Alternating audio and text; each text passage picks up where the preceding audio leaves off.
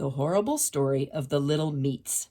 Mrs. Dolores Catapum de la Garza was a ugly, old, a nasty person and smelled of caca. This woman was so ugly that her friends called her Lolita Stomach. Lolita had a taco stall in the market. Lolita always had a little box of rotten meat which she gave to children, and then they had a stomach ache. She didn't like children at all. One morning, very early, Lolita saw 3 children talking to each other. "Let's go to the woods and find little herbs and hummingbird eggs," said the boy. He was the biggest. His name was Vincent.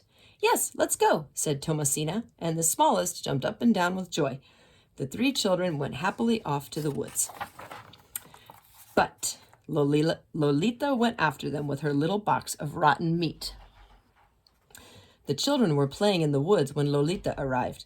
"Little children," she said with a horrible smile, "come and eat some meat. It's really very good." Lolita put out her black tongue, and the children were afraid. When she opened the box, the little meats jumped out on their own. They were so rotten. "We'd better not eat them," said Vincent, "because then we'll have a stomachache." "Just you eat them up," said Lolita, and she left the little meats on the ground, and they were running here and there like mice. They smelled terrible. "Fuchi," said Tomasina, pinching her nose. Shortly afterwards, Lolita came back. "Did you eat the little meats?" she asked. "Yes, yes," said the children. "Little lies," said Lolita. "Oh, yes, we ate the meats," said the children. "All right," said Lolita. "Those little meats could not only run around, but they could also talk." So the ugly old woman called the little meats and asked them, "Have any of you been eaten by these children?" "No, no," shouted all the little meats in chorus. "They didn't eat anything, not even half." So Lolita caught hold of the 3 children. "All right, you're ungrateful. I'm going to cut you up in little pieces." The children cried a lot. She took them away and she cut off their heads. She put them in a big cage. The parrot didn't live there anymore. Lolita was pleased. "These children have no heads," she said, and she hung up their heads in her wardrobe.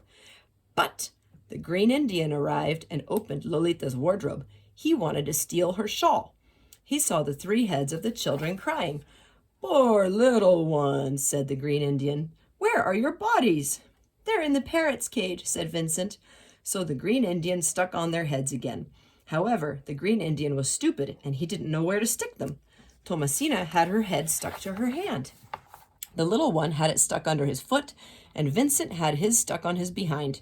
Poor Vincent, every time he sat down, his face shouted, "Aye!" "They look all right," said the Green Indian. He was stupid. The children went home.